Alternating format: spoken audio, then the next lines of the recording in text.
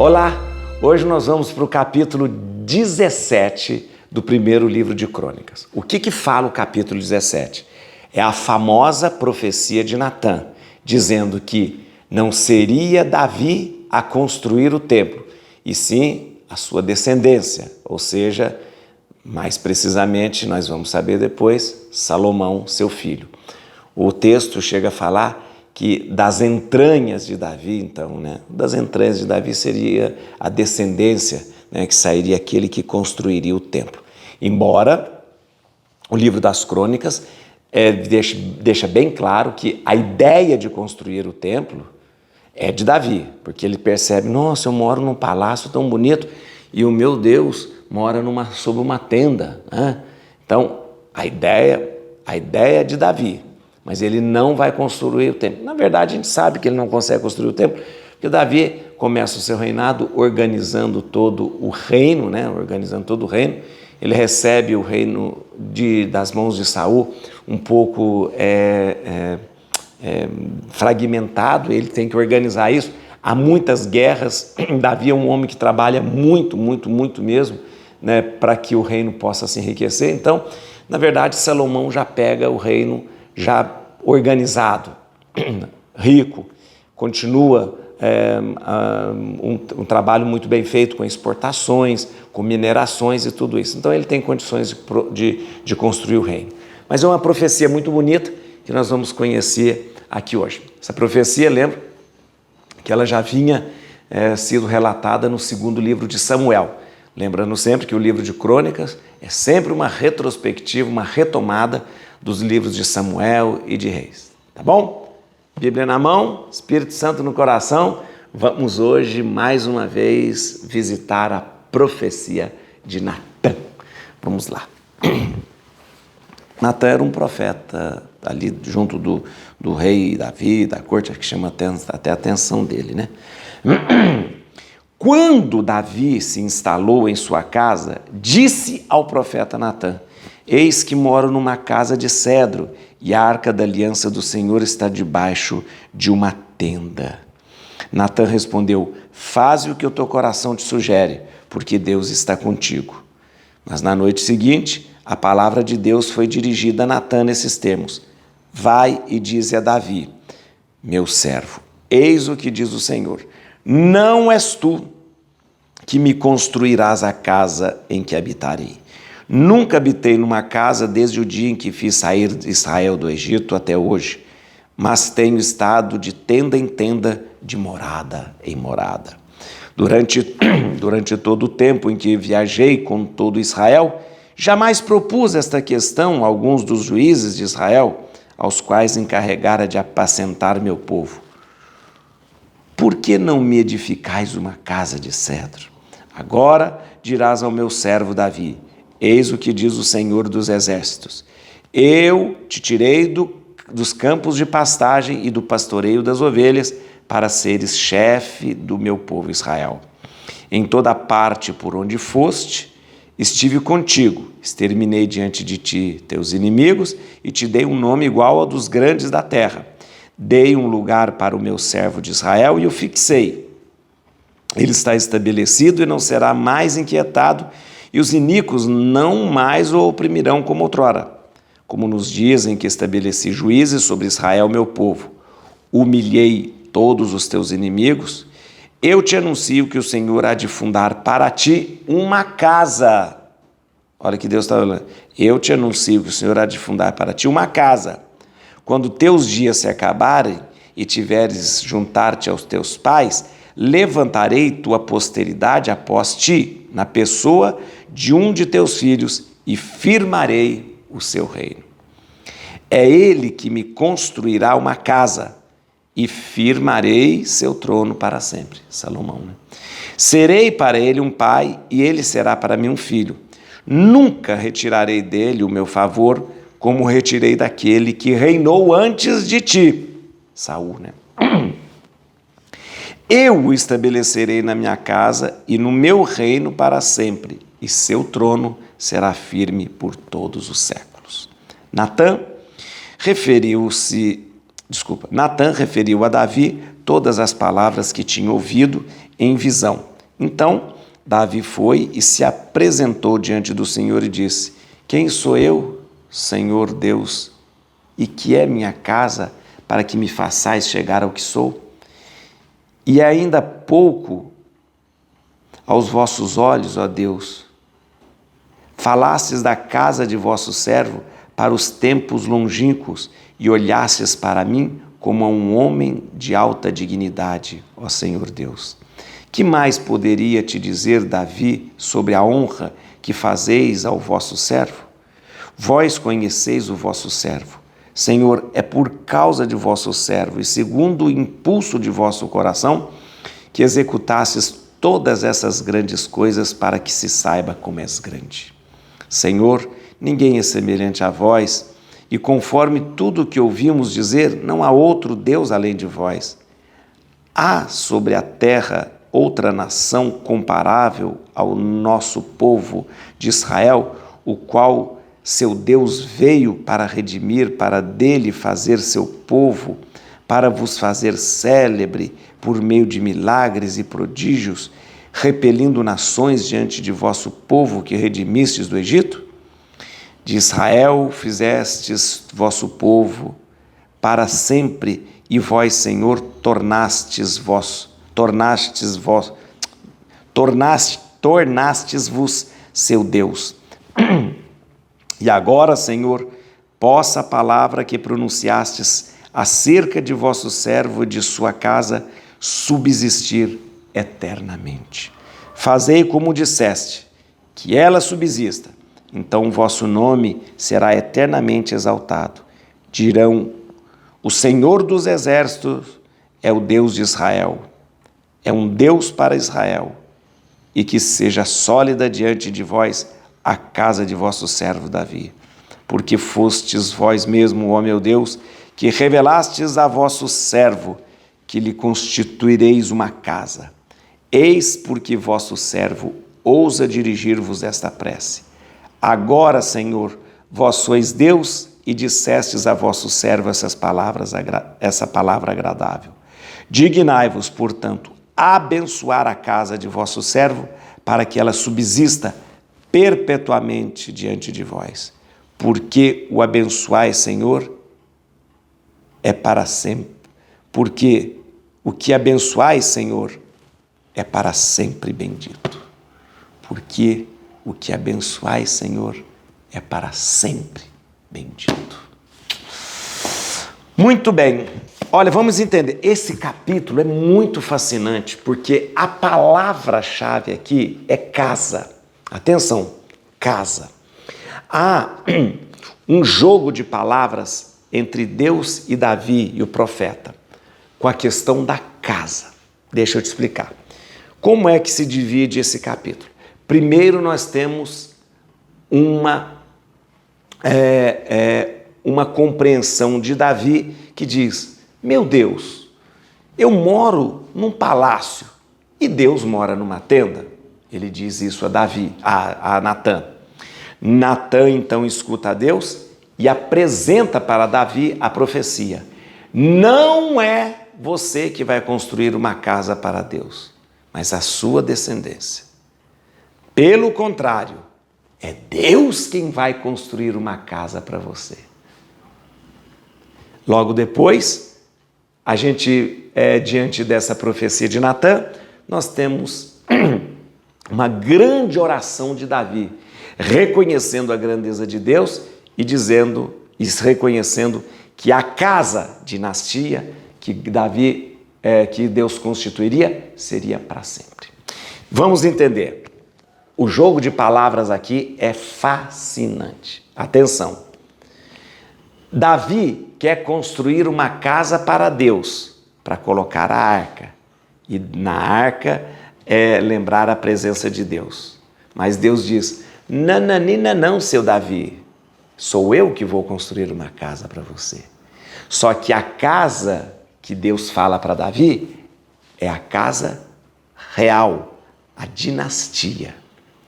Enquanto Davi, tá entendendo? Enquanto Davi propõe construir uma casa para Deus, para colocar a arca, Deus fala: não, antes de construir essa casa para eu morar, Davi, eu constituirei uma casa real, uma dinastia. Casa, casa, casa, casa, tá vendo? Interessante? Tanto é que até hoje nós chamamos uma dinastia de casa, né? Vamos supor, a casa real da Inglaterra, a casa de Windsor, né? A casa disso, né? A casa da... Então, geralmente, o nome casa está ligado à dinastia. Lembrando a história, Saul foi um rei que não constituiu uma casa. Saul foi um rei que não constituiu uma casa. Não houve uma dinastia de Saul, porque Saul foi infiel. Saul fez coisas que Deus não gostou. Então, não houve uma casa de Saul, não houve uma dinastia de Saul. Tanto é que nenhum dos filhos de Saul herdou o reino. Nem Abinadab, nem Melquissua, nem Jonatas, nem Isbaal, né? E ninguém herdou. Ninguém herdou. Né? Por quê? Porque não foi constituída uma casa para Saul. O contrário, nós vemos em Davi. Deus vai constituir uma casa, uma dinastia davídica. Tanto é que essa dinastia, Deus promete pela profecia de Natã, que ela será forte, duradoura e para sempre. E nós vemos mesmo o que acontece. De Davi vem Salomão, Salomão tem Roboão, e a partir de Roboão houve uma divisão do reino, mas a casa de Davi se manteve intacta. Mesmo o reino do norte trocando de reinos, dinastias, de rei, de outras pessoas, a casa de Davi se manteve intacta no reino de Judá, no reino do sul. Não desviou um pouquinho, sempre foi filhos de Davi. Roboão com seu filho, seu neto, seu bisneto, toda. Então, a profecia de Natã se manteve. A casa real de Davi se manteve intacta até o exílio. E esta casa real de Davi será reerguida em Jesus, quando ele assumir de novo o reino. Mas agora não assume um reino geográfico, assume o reino de Deus. E é a mesma casa de Davi, porque Jesus vem da linhagem e da casa real de Davi. Tá bom? Vamos lá, gente. Interessante isso, né? Muito interessante, muito interessante. Tem alguns versículos para a gente entender aqui. Versículo 3 a 14. Eu quero que você imagine aqui, ó. Do versículo 3 até o versículo 14, o que é isso? Isso aqui é a profecia de Natã, a revelação que Deus faz a Natã. Né? Aqui, ó, deixa eu explicar. Do versículo 1 ao versículo 1 e 2 é aquele questionamento de Davi. Oh, meu Deus, eu moro numa casa bonita e você não tem casa. Aí ele fala isso para o Natã. E o Natã, então, do versículo 3 até o versículo 14, o Natã, então, vai trazer a sua profecia, a revelação que Deus fez a Natã para ser transmitida a Davi. Qual é essa revelação? Não é ele que vai construir uma casa para Deus. É o contrário. É Deus que vai construir uma casa para Davi. Uma casa real, uma casa dinastia para Davi. Versículo 10. Aí você vai ver que ficou bem claro assim, ó. 10. Como nos dias em que estabeleci juízes sobre Israel, meu povo, humilhei todos os teus inimigos. Eu te anuncio, atenção, eu te anuncio que o Senhor há de fundar para ti uma casa. Entendeu? Davi quer construir uma casa. E a revelação que Deus faz para Natã dizer para Davi: eu te anuncio que o Senhor há de fundar uma casa para ti. Muito bem. O sentido da palavra casa aqui é interessante, como eu estava dizendo. Davi quer construir uma casa, templo, né, para Deus. Davi quer construir um templo para Deus. Mas é Deus quem lhe dará uma casa, ou seja, uma dinastia, uma descendência. Tanto é que Deus mostra para Davi, não, você não vai construir uma casa, um templo para mim. Quem vai construir uma casa, um templo para mim, será seu filho, será a sua descendência. Eu é que vou construir uma casa para você, uma descendência real, uma dinastia. Versículo 13, olha que interessante. Serei para ele um pai e ele será para mim um filho. Nunca retirarei dele o meu favor, como retirei daquele que reinou antes de ti. Essa é uma promessa muito forte. Isso aqui é alusão a Saul, que teve retirada a sua realeza. E Deus promete, eu prometo a você, olha aqui, ó, nunca retirarei dele, de Davi, o meu favor. Nunca vai retirar de Davi o favor. Assim como retirou daquele que reinou antes dele. Assim como Deus retirou de Saul toda a realeza. Deus promete a Davi que ele e sua descendência reinarão para sempre. E isso acontece, como eu disse para você, a dinastia de Davi fica intacta no reino de Judá e permanece até hoje em Jesus, que é filho de Davi. Raiz de Davi.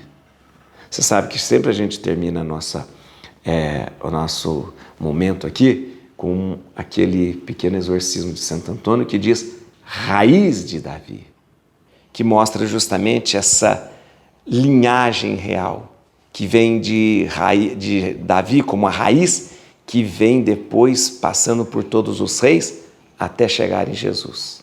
Tá bom? Vamos lá.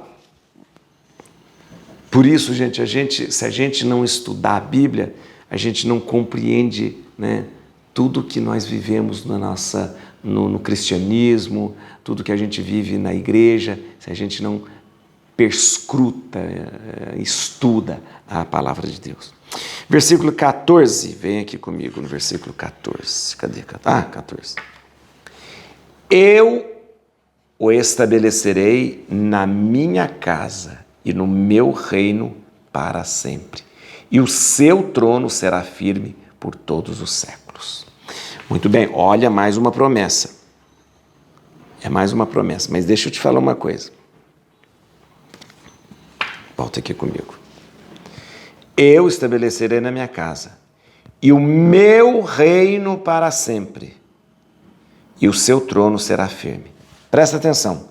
Meu reino. Quem está falando isso aqui? É Deus que está falando. Pela boca do profeta Natã, Deus está falando. Presta atenção, vamos ver de novo. Eu estabelecerei na minha casa meu reino para sempre, e o seu trono será firme. Vamos compreender aqui uma coisa que é muito importante a gente que estuda a Bíblia entender. Quem é que reina? É Deus quem reina. Na compreensão bíblica, o reino é de Deus. Meu reino. É Deus quem reina. Desde o começo, lembra comigo, você está fazendo um estudo comigo aqui. Quando o povo pediu um rei, Deus falou, tudo bem, vocês querem um rei? Vocês terão um rei. Mas sou eu quem reina.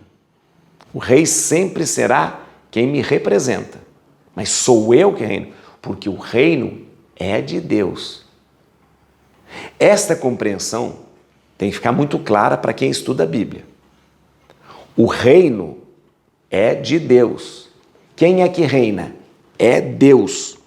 O rei é só um representante que senta no trono.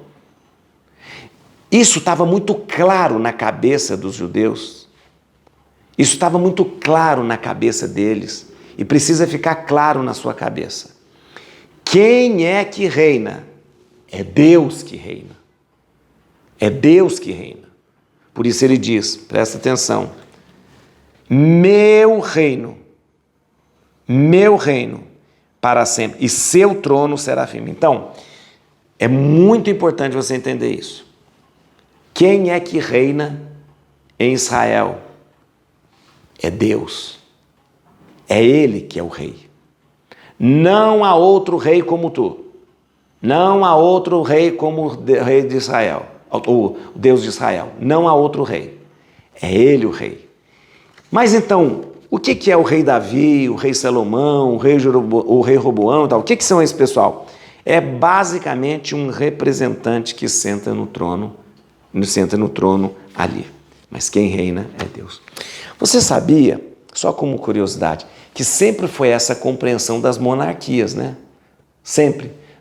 Na Idade Antiga, também na Idade Média, a compreensão é essa. Quem é que reina? É Deus quem reina. Mas quem senta no trono representa Deus. Representa Deus. Por isso, gente, que na Antiguidade, por isso que na Idade Média, quem é que coroava o rei? A igreja. A igreja. Por quê? Porque a compreensão era essa. Quem é que comanda tudo? Quem comanda tudo é Deus. Mas Deus coloca o rei que senta no trono como seu representante.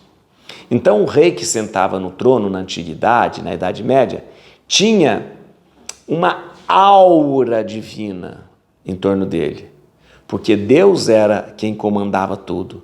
O rei que sentava no trono era simplesmente seu representante. Inclusive, São Paulo diz isso nas suas cartas. São Paulo diz: todo o poder vem de Deus e em seu nome ele é exercido por alguém. Todo o poder vem de Deus. Então, Deus que reina e que conduz tudo. E em seu nome, em nome de Deus, ele é exercido por alguém que fica no trono. São Paulo já dizia isso. Essa é a compreensão, tá bom? Então, quem é que reina ali em Israel? Deus. O que é o rei Davi? Alguém que senta no trono representando Deus. E para a gente terminar, eu queria lembrar uma coisa muito bonita que eu queria que você guardasse no seu coração. Quando você pede a bênção de Deus, e Deus abençoa você. Quando você pede assim um padre, Padre, me abençoa, Deus abençoa você. Quando você pede assim, Padre, abençoa esse objeto, aqui esse terço, abençoa esta medalhinha, Deus abençoa ali naquele momento. Quando você fala, ô Padre, vai lá na minha casa abençoar, aí o Padre dá uma bênção na sua casa, Deus abençoa. Quando você pede assim a bênção ao seu pai, à sua mãe, bença pai, bença mãe, bença tio, bença tio. Naquele momento Deus abençoa.